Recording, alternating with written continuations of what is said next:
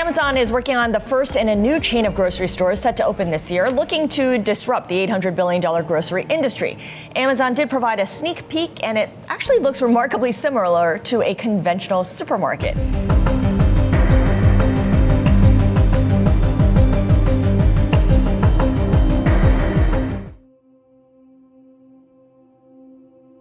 And Microsoft took a $17 billion hit in just 5 minutes when a federal judge granted Amazon's motion to pump the brakes on the Jedi cloud contract. Now, the tech giant saw their market cap drop 1% as soon as the news broke Thursday evening, leaving everything up in the air.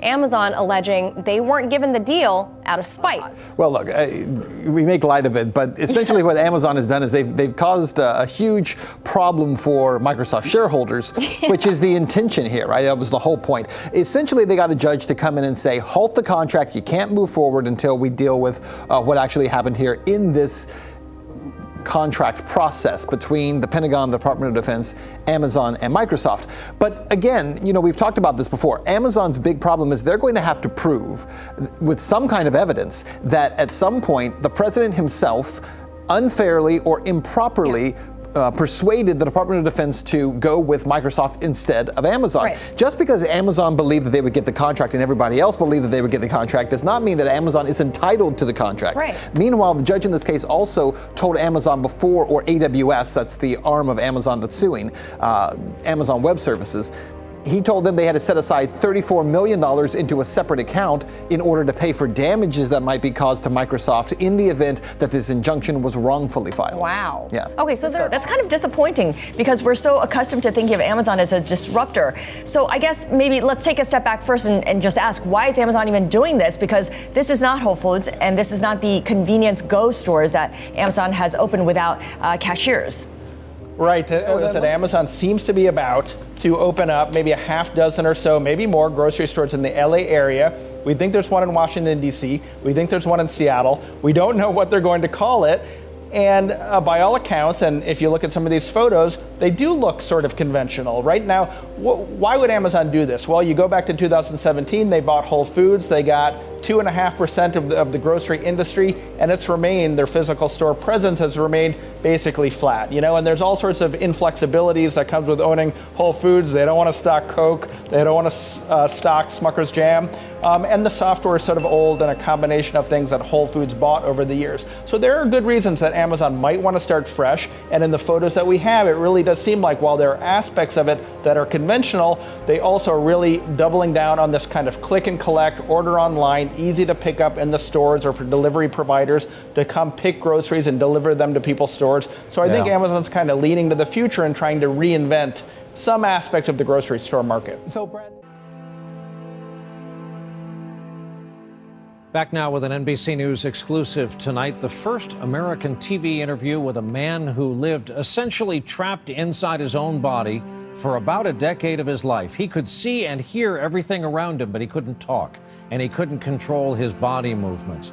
Doctors told his parents he couldn't understand the world going on around him. But that all changed one day when someone finally realized he was in there, then started the effort to unlock the man inside. Despite evidence that shock therapy can cause permanent brain damage or even death, many states allow physicians in psychiatric hospitals to use it on patients, even those who don't want it. In Connecticut, attorneys for one woman who is fighting the procedure say she has been shocked more than 500 times. Shock therapy to persist in 2020. This seems like human torture, legalized torture still going on. How common, Molly, is it for doctors to use shock therapy? Well, this particular attorney, Scotty, and this representing this woman in Connecticut, says it's a lot more common than people may think, but we don't hear about it because most states don't require hospitals to report how often they use it. Now, some people do volunteer for it. They use it for severe depression. Some say they see good results with that when other methods aren't working. But a lot of psychiatric patients in places like Connecticut say the treatment is being forced on them, and they don't have a lot of legal recourse to stop it simply because of the way the law is written. So the procedure doesn't work like it did in One Flew Over the Cuckoo's Nest anymore. But you're right, it certainly harkens back to torturous methods used since the 1930s and 40s. But basically, they put electrodes on your temple and you get jolts of electricity. But it triggers a brain seizure and convulsions that can last a minute.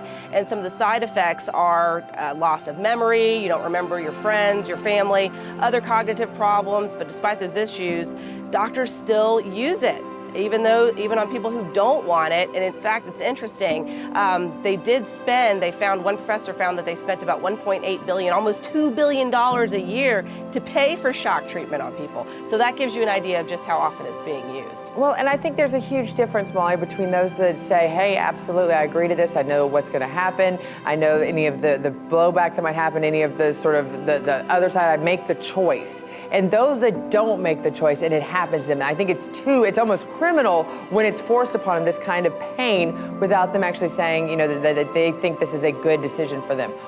What evidence are doctors showing today that this actually still works? Well, it's interesting. I went looking for specific results of clinical trials, and I couldn't find one that's been finished. And that's not to say that they're not out there, but I couldn't find one right away. I did find references to a few that they are underway, but this has been something that the FDA has been looking at for a number of years, and actually just recently declassified it to where electric shock treatment is, similar on par to using catheters and things like that. Now, I don't know exactly what medical evidence they're using that it is not harmful to patients in a general way, but some doctors, all sorts of outlets, whether it's Johns Hopkins or even the Mayo Clinic, are saying, hey, we've seen 80% success rate sometimes in patients with depression, but they do agree that there are still risks. Every single website you go to, confusion, memory loss, other side effects like nausea, muscle aches, even heart problems. And one particular study looked at the results of a number of ECT studies, if you will, and they say it can't be scientifically justified because of those risks, that there isn't enough evidence to outweigh the risk of even death or permanent brain damage. So it's crazy that states can still force people to use it even when they don't want it, when some say it can't even be scientifically justified.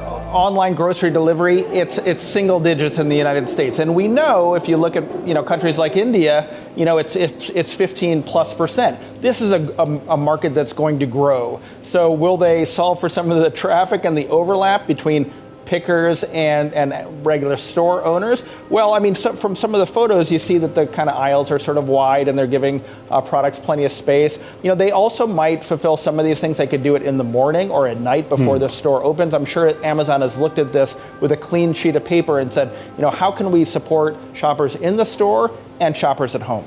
Okay, so you talk about the growth potential. It's certainly there, and Amazon is always salivating at growth potential of different markets. But analysts also say that Amazon's physical store options tend to be more experimental and not real consistent money makers. Why overall are groceries so critical to Amazon's strategy? It is intent on this.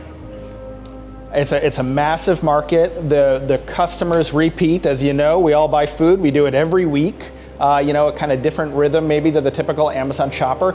And when you look at their biggest competitor in retail, which is Walmart, Walmart has a massive business in groceries. It's the largest grocer in Northern America, and it is actually growing its online business. If you chart that ahead, groceries could be a kind of strategic vantage point by which Walmart kind of takes back e-commerce market share overall. And then, of course, Amazon's customers, they're showing they want to shop for food online. And in fact, last year in October, Amazon went and made Amazon Fresh. They've got a lot of names. It's hard to get them straight. Amazon Fresh shipping free. So they killed the membership fee. So there's all sorts of ways that Amazon is trying to, after years, succeed in online food delivery and really slow down some of Walmart's momentum in this space. It's been called a technological Cold War over the future of 5G. The US has been piling pressure on the UK and other allies not to use Chinese communications company Huawei over alleged spying risks. On Monday, US officials issued the British government with a dossier of dangers. The debate risks dividing the so-called Five Eyes, an intelligence alliance between the US, UK, Canada, Australia and New Zealand. Washington's warned it would reassess sharing information with the UK's intelligence services if Britain gives Huawei the go-ahead. The government will give a final decision later in January. Prime Minister Boris Johnson said Huawei's critics need to suggest other options. If people oppose one brand or another, then they have to tell us what's the alternative, right? On the other hand, let's be clear. I don't want, as the UK Prime Minister, to put in any infrastructure that is going to prejudice our national security. We begin this hour with technology and the law, where we have just learned that Huawei is now facing charges right here in the United States for racketeering. This according to newly unsealed federal indictments. Now, the U.S. officials claim they have evidence the Chinese telecom giant has back doors and can access mobile phone networks around the world. And they apparently have had this evidence for over a decade. So to go into more about the new charges against Huawei and the federal indictments that were... Well, Scotty, according to a federal indictment now that was unsealed today, Huawei and two of its subsidiaries are now facing charges for racketeering and conspiracy to steal some trade secrets. The new charges filed in a federal court in Brooklyn allege that Huawei's efforts to steal intellectual property theft from 6 U.S. technology companies. Prosecutors say Huawei was able to obtain non-public intellectual property about robotics, cellular antenna technology, and even internet router source code. The indictment also mentions Huawei's involvement in countries like Iran and even North Korea. This comes as U.S. intel says that Huawei has backdoors that are designed to use by law enforcement, and that Huawei has built equipment to secretly access networks through their interfaces. To Iceland, Switzerland to South Africa. The UK's proposed some restrictions on Huawei technology. Germany and France say they'll increase cybersecurity measures. Several countries are still on the fence about possible bans, but given the potential cost to consumers, the technological tussle may be one on price rather than politics. Neve Barker, Al Jazeera, London.